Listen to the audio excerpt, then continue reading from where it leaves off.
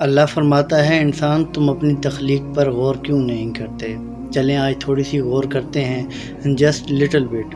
کیا آپ جانتے ہیں کہ انسانی دل کے اندر 4 خانے ہوتے ہیں، اور دل سے آکسیجنیٹڈ بلڈ ہماری باڈی میں آرٹریز کے ذریعے ٹریول کرتا ہے۔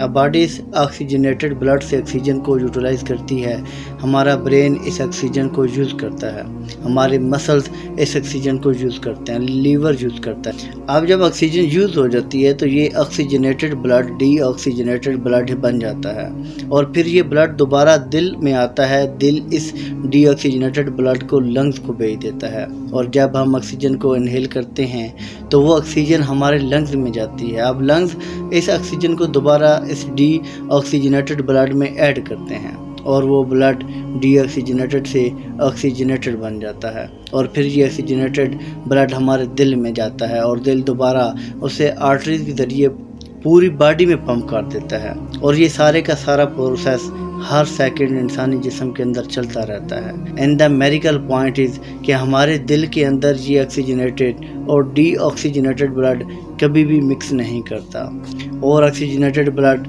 اور ڈی آکسیجنیٹڈ بلڈ کا روڈ بھی ڈیفرنٹ ہے، کبھی ایک سمت میں بھی یہ فلو نہیں کرتے۔ قربان جاؤں، کون ہے جو اس نظام کو چلا رہا ہے؟ قل هو اللہ احد۔ اور ایک شاعر نے بڑا خوبصورت لکھا ہے، یہ رنگ و رس کی ہوس اور بس، مسئلہ دسترس اور بس، یوں بنی ہے رگے جسم کی ایک نس ٹس سے مس اور بس۔ اللہ ثانی اصل اور محبت تقسیم کرنے کا شرف عطا فرمائے۔ جزاکم اللہ خیر۔ سلام پہنچے۔